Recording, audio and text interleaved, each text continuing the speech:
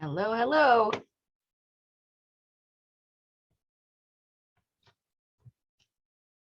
you have a good weekend? I feel like this weekend passed by too quickly. It did, yes. Yes. It was a good one for me. Got to hug mom and dad. They got to see the kids. It was all good stuff.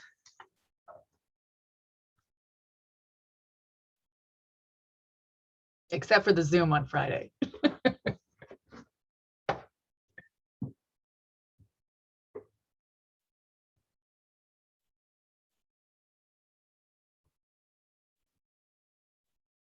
Alexa, your report is on my list today. Okay, no rush. Thank you. Yep.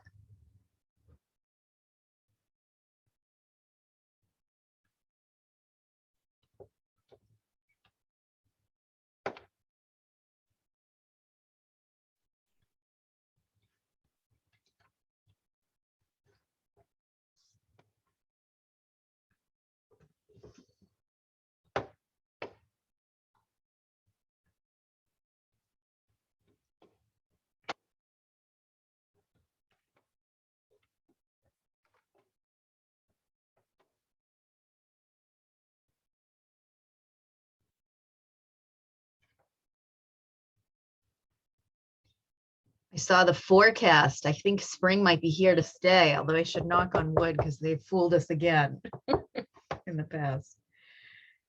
But I'm hopeful. I'm so excited for nicer weather. Right? Even today it looks really nice out, but it's actually quite cold. Yeah. It was only like 20 degrees in Massachusetts. I had to scrape my car when I was down there. But I'm glad we didn't get a ton of snow. All right. So for those of you here, drop your name in the chat if you can.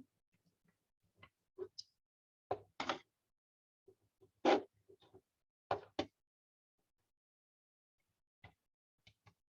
right. So I'm going to share screen right off the bat. Hopefully you guys can see the Moodle page. Okay. All right. Well, hope you all had a wonderful weekend. I know I sure did. And again, my apologies for the power cord issue that I had on our Zoom. I came back late last night. I made a quick recording of the full PowerPoint, so it's not kind of discombobulated like it was me having to jump onto my dad's computer.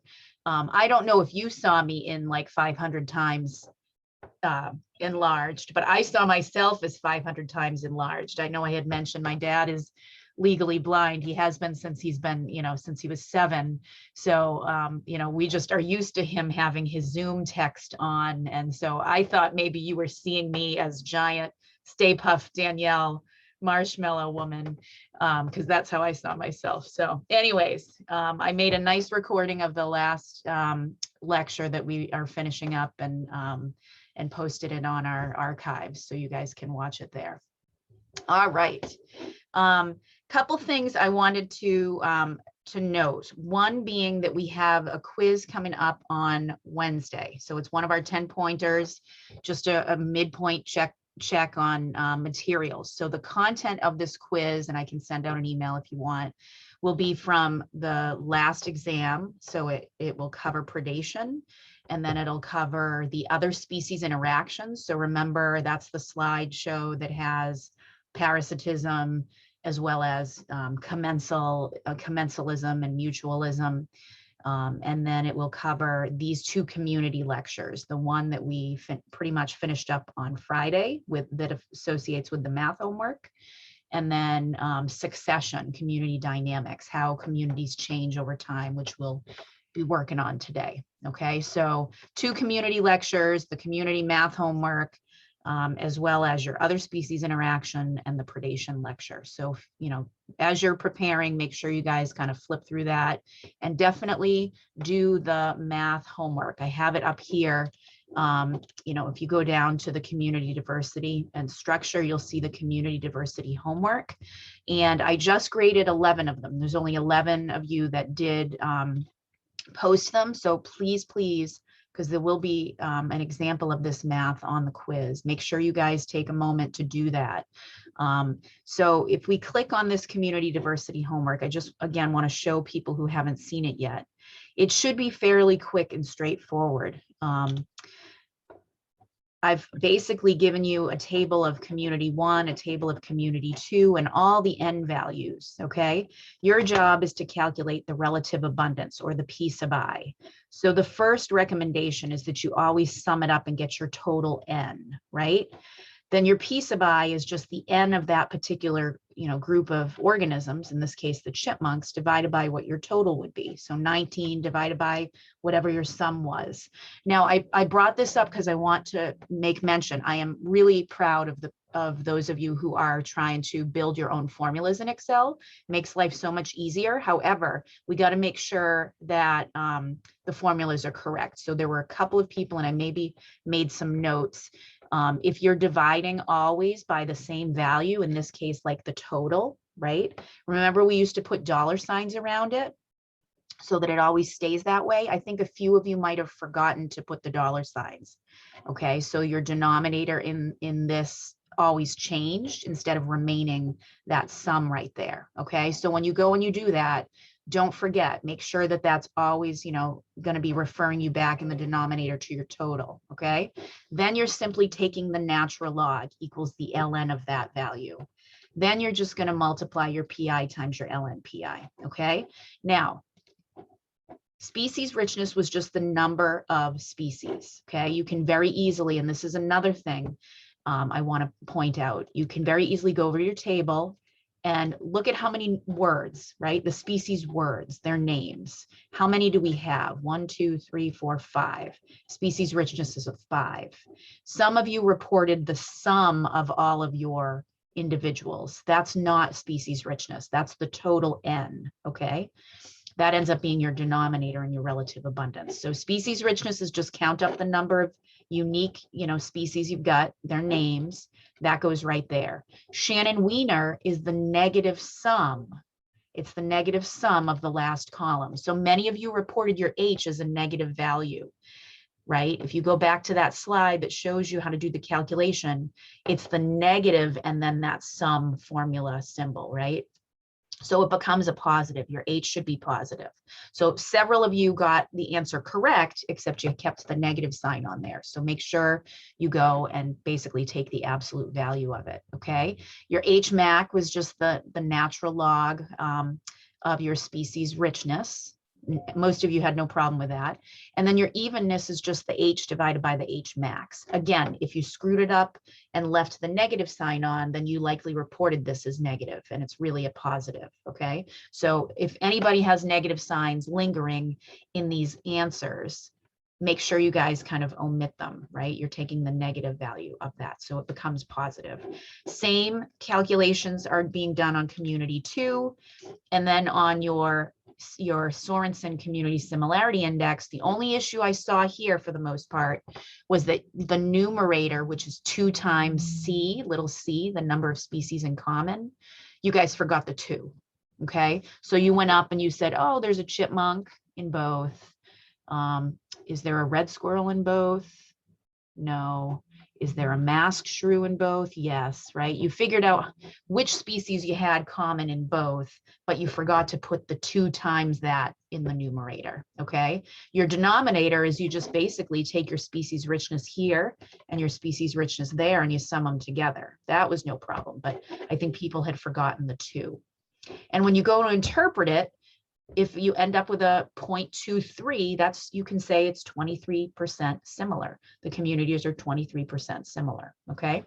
So I just, again, wanted to make sure those were the common problems as I graded them. And again, with the quiz coming up, I want to make sure you're comfortable with it. You can always go back to the PowerPoint right here and take a look at slide 11, okay? Slide 11, again, H is the negative sum of that PI, LN, PI column, so it becomes a positive value, right? Your Hmax is the ln of your species richness. Your evenness is H divided by Hmax. You can always go back to that slide 11. In addition, when you're doing the Sorensen calculation, you can always go back to your slide 26, okay? 2 times the number of species in common divided by the sum of your species richnesses, okay? Now, we finished off, I think in an area similar, well, I mean, my whole recording last night is going to show everything, but I know that we specifically kind of stopped around here where we talked about communities that, you can walk into a forest and you always seem to find this tree and this tree. These are community associations. Usually that's the result of them having similar needs, abiotic needs, or helping each other, right? They could be mutualists, supporting one another. So, if you go to Cape Cod, you'll find white pine along with white oak. They tend to kind of have similar needs. And so you find them that way. If you go to a river system, like a deep woods in the Adirondacks, you might find hemlock along with beech trees. They have similar needs as well. And so I wanted to kind of reinforce these two guys. Might be something important for you to memorize here. We've got two kind of different philosophies. These are really important ecologists who deal with communities. And they were considering, like, what is most important in structuring a community. If we walk into a place, what are the most important things that will tell us this is why we find them there? And there's two different philosophies. One is Clements. Clements really believes that it's all about the relationships these organisms have with one another. It's about their mutualistic relationships with the mycorrhizae. It's about the rhizobia, right? It's about the competition that they have with one another, or the mutualisms that they have with one another. They're found there because they're working together or working, in the same, for the same sorts of resources, right? They're competing for similar resources. So they're very much, communities are defined by the relationships these organisms have with one another. One tree species might have with the other. Whereas Gleason feels that it's important to consider the life history characteristics of those particular individuals. So if I like sand instead of clay, then I'm going to be found here. And only other species that like sand will be found near me, right? And only those that have certain requirements for light level, extreme light, those are the species that will be found in these sandy kind of beach type habitats. So life history strategies, what maybe went on in the past at that site is also pretty important, as well as random chance. Okay, so Gleason kind of thinks of communities being formed based on the individual needs. So when you look at them kind of laid out as a function of an environmental gradient, like soil type, moisture levels, light levels, right? You'll notice when you look at Gleason, they all kind of fall in random spots, right? They all have their own unique requirements. If you go over and you look at Clements, who thinks of them more as having relationships with one another, you'll find there's some clustering, right? There's some, A is always found with E, D is only found by itself. C is found, when A is there. So maybe, C is helping A, right? But there's these relationships and you find them, together, grouped together. So those were the philosophies that I wanted to kind of just reinforce with you guys. Make sure you keep track of them. Clements is the organismal. I think of him as the clockmaker, Clements clockmaker. You know how I do these kind of ways to remember. Everything kind of interwoven, right? They rely on one another. If you break apart in a clock, it won't work, right? There's a dependency. Whereas Gleason is that individualistic, it really depends on their unique requirements. Okay, so I wanted to make sure that you guys had that completed. And again, it's all posted on our archived Moodle. In addition to that community diversity homework, the math one we just kind of went over as a review, there's also a very brief video. It's 8 minutes long. Okay, I've got it queued up right here. And it talks about Gorongosa, this park, and these unique ways of surveying these organisms. So I wanted you guys to watch that video. Like I said, it's about 8 minutes long. And what is associated with it in terms of the homework is just a a brief kind of series of questions that associates with it. So let me show you what that homework looks like. Okay, so when you open up the homework, it's going to hyperlink you to that video. You can watch it right from the screen, and then it's going to have some questions for you to answer about the video. Okay, so nothing that we are doing on the quiz is tied to this particular assignment, but it is good review for, you know, how we evaluate communities and how we evaluate diversity. Okay, so again, it's one of our 15-point homework assignments. It's a nice little video to kind of reinforce content. Any questions on that? Okay, all right. So those are the homeworks. And as I mentioned, you know, everything from the quiz is starting here with community interactions. That quiz that will open right after class on Wednesday, and you'll have that 24-hour period like I usually do. It'll be predation, this symbiosis lecture, and then the 2 community lectures that we're working on now. Okay. Now, I know that the predation lecture has been a while, but I wanted to kind of bring this slide up, right? You guys can see this with our model, predation model. Okay. Just a reminder, because it's really important. Predators, it's a plus minus scenario, just like parasitism, right? One's going to win, one is probably going to lose, maybe die, right? Parasitism, maybe the death is not inevitable early on because that would be kind of counterintuitive for them. So can you guys recreate this graph, right? Can you guys, as I stop and share the screen over here,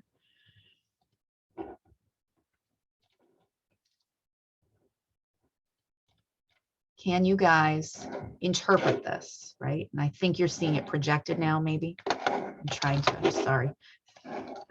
Get out of here, Zoom bar.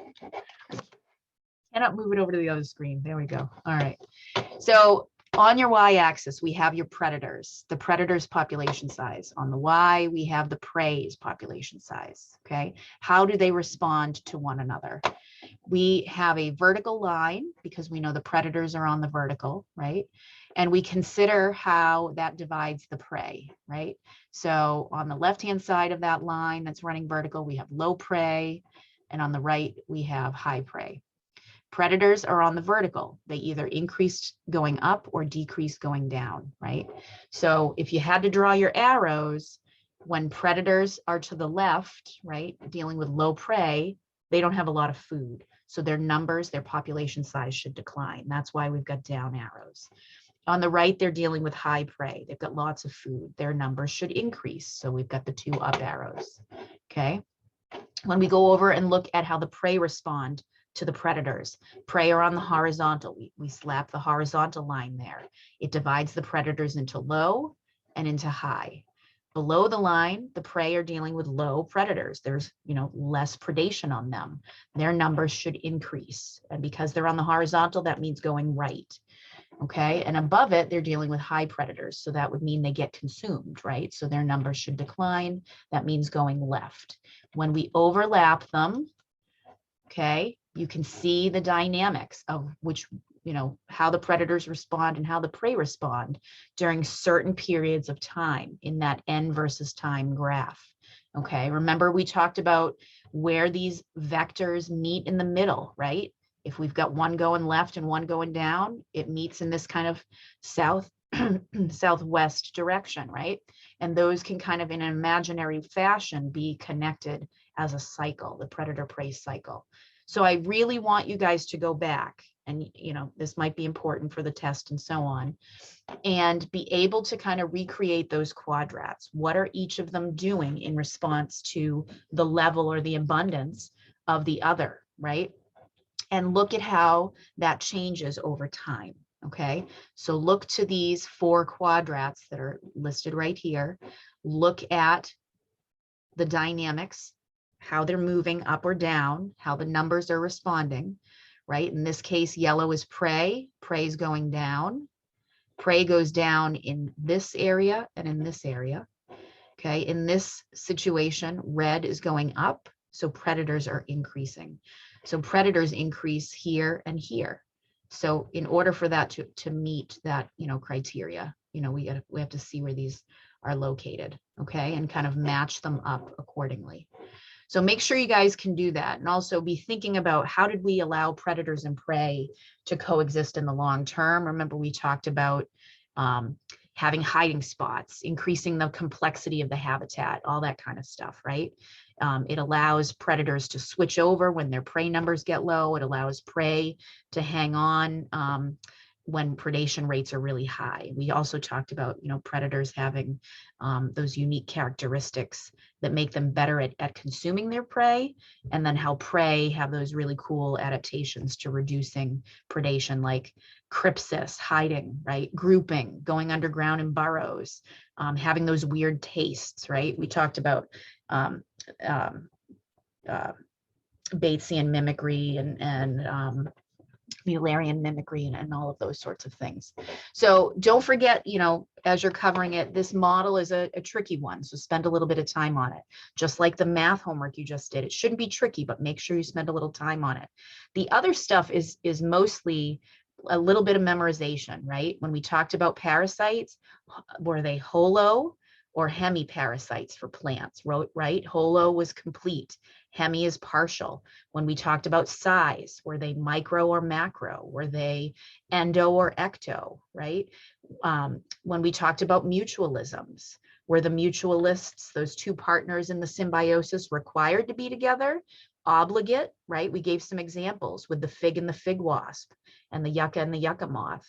Or was it facultative, that they could be involved and it helps them out sometimes, right? And we talked about examples of cleaner organisms as mutualisms. And we talked about pollinator mutualisms, right? Be able to come up with some examples of all of those things, all right? Okay, so moving forward, I want to get to our lecture on community dynamics. So how these communities are changing over time. Scoot you guys out of the way here. Okay,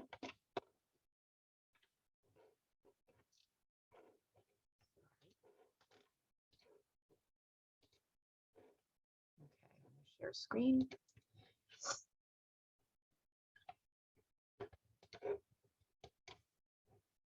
All right, you see the nice shiny PowerPoint? Okay, so community dynamics. If you guys have ever gone back home, right, after being away for a while, and a forest that you used to hike around in has now been cleared, and a farm has been, a plant had planted. If that farm in a couple of years you go back and that farm didn't make it, you'd probably notice that it's starting to look a little bit different, right? The turnover in species is occurring. And that's what the term succession is, okay? So we're thinking about this kind of trajectory of species that are originally kind of settling in the beginning, and we call them pioneers, and how over time they sort of wink out and new species return and come in, right? And early on, they could be coming in from the surrounding forests, right? The seedlings and the seeds coming in on wind or coming in through animals. But we also could have a seed bank that was established down below. What it was like, years ago, they've kind of just been seeds kind of waiting and abiding time until conditions were right, and then they emerge. So there's lots of different ways that succession can occur. We're going to cover a little bit of that, but you can see over time, we start off kind of with barren rock perhaps, and then we start seeing, the grasses develop, and then the shrubs come in, and then we have a forest that can form.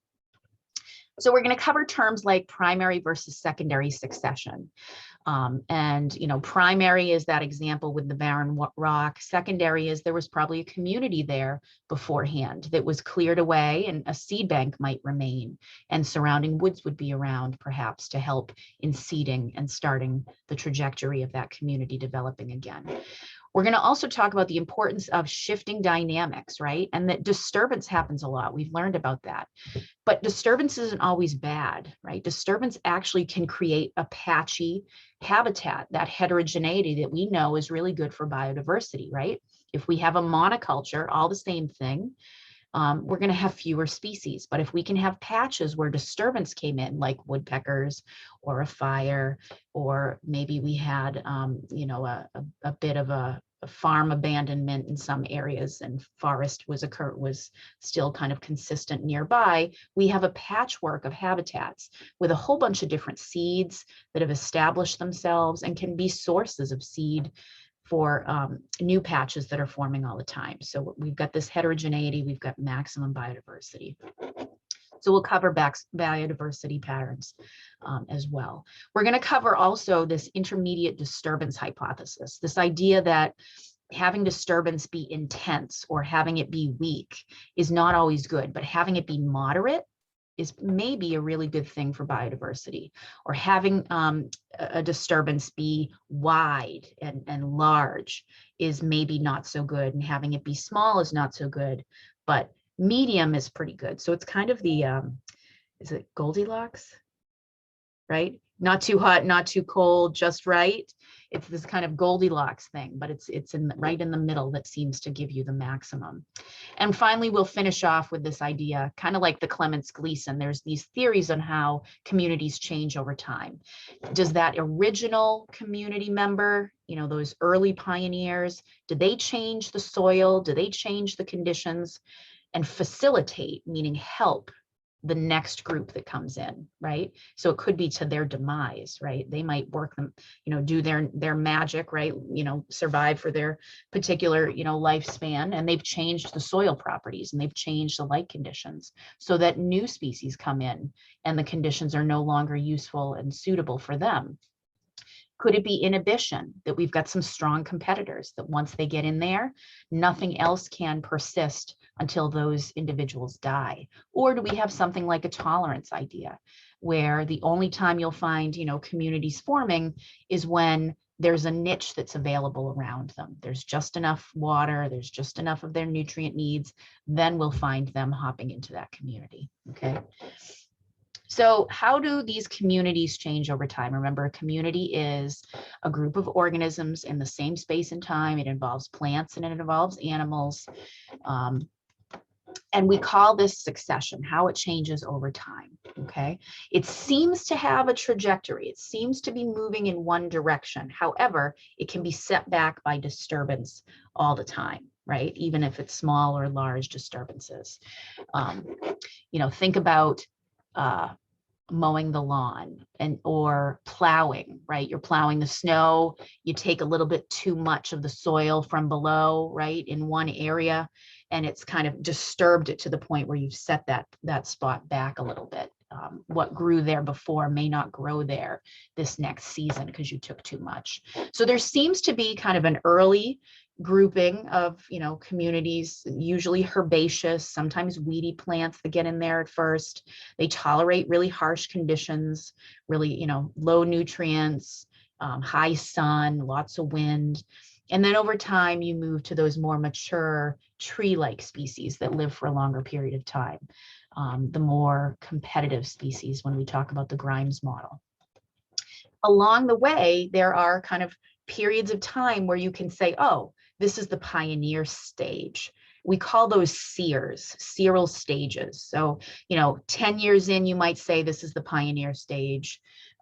15 years in to 30 years, you know, we might be sort of in that intermediate stage, depends on what organisms we're talking about. And then, you know, 40, 50, 60 years later, we might be in what we would consider to be sort of the climax stage of forest construction, if we're talking forests. But the two terms that we originally mentioned that were really, really important is this idea that we can classify succession, community turnover, as either primary or secondary, okay? Primary would be barren rock, right? We're talking volcano type stuff. Barren rock where nothing really, there's hardly any nutrients, and you're going to have kind of luck of the draw, things kind of floating in from the atmosphere, from clouds, from rain. that will then establish and start building soil, right? So things like lichen, remember we talked about them being stressor type organisms. These are going to be the early pioneer species in primary succession. And then they're going to create the soil and the microenvironment, the microhabitat that would allow for seeds of grassy type species to come in, and annuals and some of those flowering plants, okay? And then you can see succession moving forward. But primary succession is, again, the bare ground, sort of nothing was really there before, or everything's been wiped out and we're starting from scratch. Whereas secondary succession is that idea that maybe it used to be a woods before, or a farm before, and now you've cleared it for some other sort of land use. So likely there's seeds that have persisted in the seed bank that could become what moves that community forward if left abandoned, okay? So old fields, old riverbeds, you know, there's likely a whole bunch of habitat and a whole bunch of potential organisms that can come back. Here's an example, right? We have an old field here. Over time, you can see how it changes, right? So we go from, you can see these big stumps right here. So it probably was a big forest at some point. They cut down those big white pines, right? And in doing so, it opened everything up over time. So we've got, you know, like maybe 20 years later, we start seeing there's some shrubs that are coming in. There's some deciduous trees that are coming in, right? And then over, you know, more time, we start seeing, oh, this is an aspen sucker, right? Remember we talked about aspen being a clonal organism, right? We can see them kind of filling in, and now it's looking maybe a bit more like a forest is we're moving in the direction of reforesting this area. A lot of times birds, right? Birds will come in from elsewhere. They'll perch on something like this. They'll defecate, drop their waste, and then you'll find the seeds can establish from that point on. And so you can walk into an old field like this and find pockets, little islands of trees, right? Or little islands of shrubs as a result of birds perching in one spot on those shrubs and stuff growing around that area. So it's kind of neat to see it change over time. So again, pioneer stages happen early on, those early species that can tolerate those harsh abiotic conditions like low moisture in the soil, low nutrients in the soil, and high wind and solar radiation, right? And then you start building up that microhabitat, facilitating, remember that term, making it better for the next group.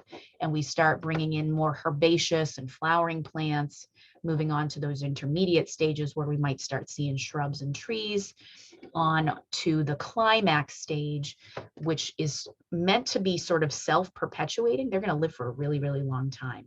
And what grows below them is usually seedlings of their own, right?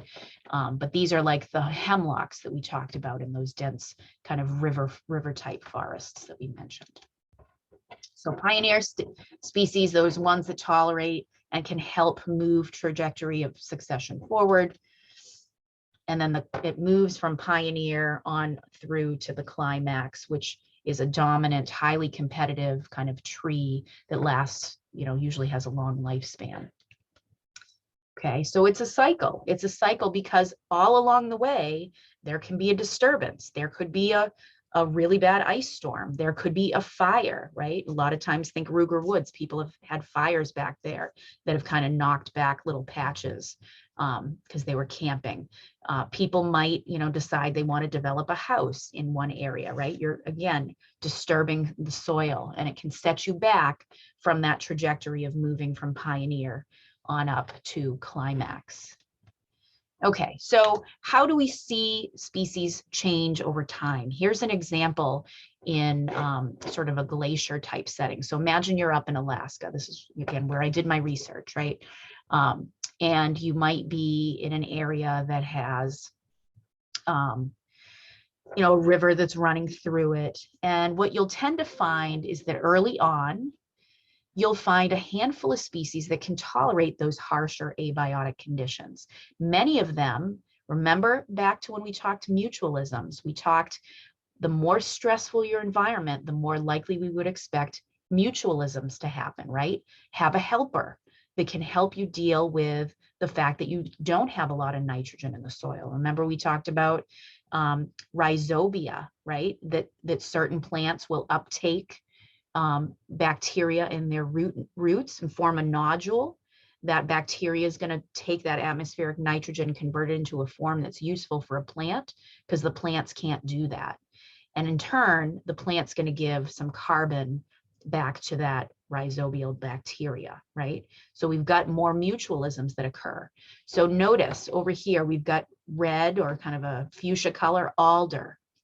Alder are shrubs that are found along the stream, okay? They stabilize the stream side, but they also have nitrogen fixing capabilities in their root systems, right? They can have that connection with rhizobia and manage to live in these really low nutrient areas because they have the helpers, right? The rhizobia. Willow are also found in this particular area, and cottonwood will begin growing in these areas as well, but they don't live very long. They tend to wink out in the middle stages of succession. When the conditions have changed, they've facilitated, right? They've changed the environment enough. The conditions are different enough that they no longer do well, and other species will come in conditions that are satisfying their needs. So we'll see spruce coming in, okay? And notice later on, you'll find those climax species like the hemlock that will come in. They're long living, and the conditions need to be just right for them to be able to take hold. And they'll persist for a really long time in the absence of everything else. Okay, so that's kind of what happens in an Alaskan type setting or a northern setting, right? Trees with those nitrogen fixing mutualists, moisture tolerant species that come in later. And then those increasingly shade tolerant, long lived, competitively dominant species. Sorry. Okay, now how does that change, like I said, over time, the nutrients, the conditions of the soil, this idea of facilitation? Early on, we had no nutrients in the soil, but we had those organisms that could strike up those mutualistic relationships with their helper partner, right? The rhizobial bacteria in the soil. So over time, notice what happens. Those guys establish, they fix their nitrogen, they deposit it in the soil. The soil's now changed, and you'll notice that we have high levels of nitrogen at around 100 years, okay? Then it tends to drop off, right? Notice what happens, whoops, right? This is when the peak nitrogen for the spruce, right? It kind of parallels what the spruce needs, right? And then as the nitrogen drops, we've got those dominant species over here that are taking up that nitrogen, okay? So we're adding nitrogen to the soil, and then once we've got our climax community that's established, they are using it very efficiently, okay? But early on, we've got organisms that can help in building the nitrogen to move the successional sequence forward. All right, now, if you guys have ever been to the beach, you might notice that there, if you walk from kind of water's edge up the dune, you actually are seeing succession, right? You'll maybe start seeing, as you get to higher ground, some shrubs or some rose hips, right? There's a whole bunch of unique dune vegetation that you'll find. But as you move closer to the water, you'll probably start seeing sparse grasses that will form, right? And you can watch this as a chronosequence of succession running from the water on back to the higher ground, okay? And you'll notice this is a chronosequence of, it may be a coast in Maine, but if you go through and you kind of look at the soil, you can kind of look at the soil, core it, look for, seeds and particles and whatnot. You can look at the vegetation as it changes early on and closer to the water. Succession happened more rapidly. Farther back, succession changes more slowly, okay? But you can see how that changes from the coast on up to the higher ground. And this has been done historically. So you can see these old-timey outfits, right? So they used to go out, and this is, in Lake Michigan, looking at the succession of older dunes versus newer dunes. And you can kind of see the trajectory changing over time It's one of the historical things they've done. So again, chronosequences early on, you might see the beach grass forming. That would be the pioneer species. It's going to change the soil properties, right? It's going to then allow for shrubs and bunch grasses to come in, right? Once those organisms have done what they need to do, they've changed the soil properties, the light conditions, they fall back, and conifers take hold. Okay, so these are the pine trees. Okay, and over time, you know, once the conifers have established, we'll start seeing maybe some of those hardwoods coming in. So just again, certain species that come on early as pioneers are changing the soil properties, changing the microhabitat, the light levels, the moisture conditions of the soil, and allowing for that movement of the community towards what we consider to be that climax. And again, disturbance can change this at all different times. It can set you back, it can move you forward in the trajectory of succession, right? But what we know is that it creates a patchwork, and this patchwork isn't necessarily bad, right? You'll imagine it's going to have a spot. If a fire came through, we have a spot in this forest that's now open and warm, and there's no competitors on the ground. So those early successional pioneers can take hold in that area. Nearby, we might have, you know, climax forest, no problem. What we find is that if we look at a grand scale, at a bigger scale of the forest proper, we have lots of biodiversity now, right? We don't just have one giant late successional climax forest. We now have mostly late successional climax forest with some patches of early successional in between, right? So we have more biodiversity, right? Different species in these different patches. Okay, so disturbance we know is very common. It creates these gaps. It creates that heterogeneity that we know is really good in maximizing biodiversity. A beaver, right, is considered a disturbance, just like we talked about with fire or ice storms, right? They go in, they're ecosystem engineers, they cut down trees to build their lodges, to build dams, to create their wetland. And as a result, the habitat there is very different from the habitat that it once was, right? It's a patch, different species are there, you know, in the matrix of what used to be, and maximizing the diversity in these communities, okay? How about in aquatic systems, right? Remember we talked about the killer whales and the sea otters and the sea urchins and the kelp forest, and how if we have those killer whales in there, they keep the number of sea otters in check, they reduce their numbers. If the sea otters are lower in number, the sea urchins explode. Sea urchins love to eat the kelp, so we don't have a lot of healthy kelp forests. Imagine storms coming in and knocking away the sea urchins, right? We should have patches of kelp forests that are thriving because there's not a lot of sea urchins, right? Or maybe there's an area in there that has predators. The predators kind of act in a sense like a disturbance, right? If those invasive predators maybe come in, or migratory predators come in, they can change what the community will look like as a result of that. Okay, so sometimes you'll have, you know, nice healthy forests of kelp, and other times you'll have less healthy, in part due to kind of the connection between predators and also disturbance, natural like abiotic disturbance. And so we do expect that, you know, over time, between pioneer stage and climax stage, the biodiversity will shift, right? And so the number of species might be low early on and higher sort of maybe midway. And then when we get to the climax stage, we expect it to decline, the biodiversity to decline a little bit as well, because they're competitive dominance, right? They're probably going to be dominating their community in number. So kind of midway, remember we talked about the, what did I say? Little Red, it's not Little Red Riding Hood. What is it? The three bears, the three little bears, right? The midway is just right? Midway through. This is a cool book. I have it actually on my shelf over here. It's kind of a coffee table book. I wanted to just make mention of it. Normally I pass it around to the class. There was a researcher. I think this is such a neat idea. He was out doing his research in a whole bunch of different habitats, different biomes. He created this cube made out of PVC pipe, and he flung it out the window of the airplane. And then he went down and he investigated the biodiversity in the cube, right? Wherever it landed, okay? He did this in Cape Town, he did it in Costa Rica, and then he did it in an Idaho cornfield, which is a monoculture. And I just wanted to reinforce this, right? A monoculture, look at the species richness. There's hardly anything that lives there, right?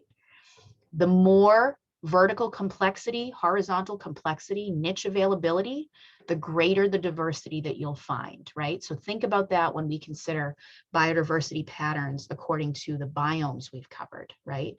Or the complexity, the heterogeneity that we're covering now with disturbance.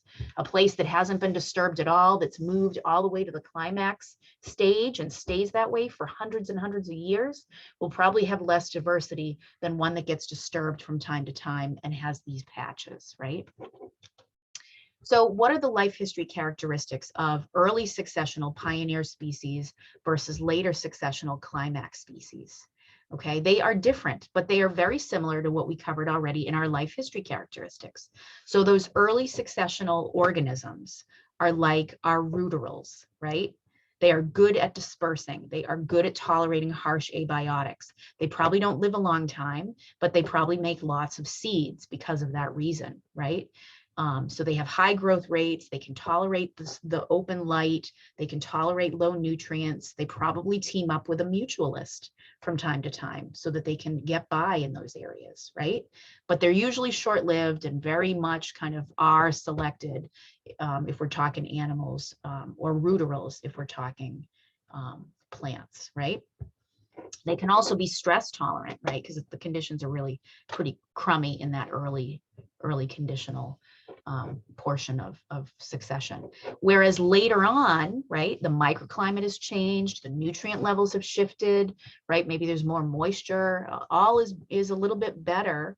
Those competitive species, right? Those trees, those ones that have those like really important, unique requirements for them to survive. They're going to be usually larger, fewer seeds, longer lived, those more competitive species, or as we would talk with animals, the more K-selected species. Okay, so important to kind of note those things. All right, intermediate disturbance hypothesis. Really, really, really, really important theory in ecology. Think of, like I mentioned, the three little bears, right? But think middle. The middle is the best, intermediate, okay? In this case, right, when we think about it, if an organism has a really fast growth rate, they may get in there and set the tone for succession, right? If they germinate first, it might set the sequence that we're going to see moving forward as that community changes. But the other thing to note is the disturbance idea, right? That we can have disturbance that can shift us back or move us forward, depending, okay? We can define disturbance a few different ways. I mentioned it a bit earlier. Frequency, how often? Frequency means how often. Does it happen every day? Does it happen every hour? Does it happen every year, okay? How often it happens, how often that disturbance happens will determine what species can come in, right? If something happens frequently, like think of small rocks in the ocean, they turn over with waves all the time. Will climax species ever have a chance to get there? No, because they're constantly being rotated and only those pioneer species will be able to establish. If your disturbance happens very rarely, every 20 years, right?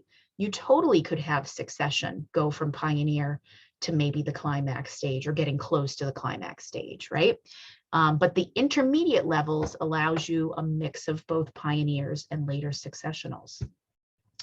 Intensity, how strong the disturbance is. Weak disturbance, probably not going to change the community very much, probably going to have more climaxy type species. Strong disturbance wipes everything out, probably going to have more pioneers. Middle ground intensity, strength, probably the best of both worlds, maybe maximizing diversity, have a mix of both early and later successional species. Extent means size. We can define disturbance based on size, small versus large disturbance. Okay, so just know that disturbance can be defined in these 3 different ways. Now, we're just going to kind of think about how often. We'll just use frequency as the example. So low disturbance frequency doesn't happen very often, means that succession can go from pioneer on to climax with no problem, right? We're never disturbed, or it happens real infrequently. So we can imagine a community that's dominated by climax, or competitive species. If your disturbance happens all the time, you would never be able to get to a climax community. You would always remain down in the pioneer stage, right? But it's that intermediate level of disturbance where you get that sweet spot, where you've got some of those pioneers as well as those climax species that you'll find present, okay? So maximum biodiversity at that intermediate level of disturbance. And you can see that visualized here. Here's diversity. We're talking about disturbance frequency. It's the middle levels. We're talking about disturbance size. It's the middle levels that give you the maximum, right? And it kind of, you can see where they fall here. Maximum diversity. We have a mix of both the pioneers and the climax species that persist. All right, here's just an example for real, right? In a field, we've got, a forest that originally was there, and then a windstorm comes through, a big disturbance comes through, knocks stuff back, right? Originally, we lose the beech and the sugar maple co-dominance. When the windstorm comes through, we lose these guys, okay? And at 1971, following that storm, what comes back? We get raspberry brambles, we get pin cherry, we get yellow birch. These are the pioneer species that can tolerate low nutrients, high wind, and high light, low moisture, those early successional pioneers. They don't live, some of them don't live very long, so they kind of wink out. Their role declines over time, and we will ultimately start seeing some of those more competitive species coming in the longer term. So the yellow birch kind of will pick up. It will change, the nature of the soil properties, the canopy, and over time we might start seeing those sugar maples and the beech return. But midway through is when we see the most species, right? Not early on, not later on, but about midway through. Okay. And there's lots of studies that have been done to kind of see what happens, right? And this is a natural situation. A flood, a disturbance comes through, right? We end up with bare sand originally, right? What comes first would be diatoms coming back. Once the diatoms decline, cyanobacteria and cladophora, other organisms will come in over time, right? It takes a handful of days before we've reestablished what the community was after a disturbance. Okay, so this is just what happens on the rocks. So the person who tested this, and I'm going to end after we talk about this intermediate disturbance hypothesis, the person who tested this in kind of a mesocosmy type setting was Sousa, and he took big cinder blocks and he left them out in the water. Some were giant honking cinder blocks that never get disturbed by the waves. Others were tiny and always get disturbed by the waves, and some were medium-sized and sometimes would get disturbed by the waves. So you can imagine the big honking ones that never get disturbed by the waves. You could see successional change in the turnover of species go all the way to the climax, right?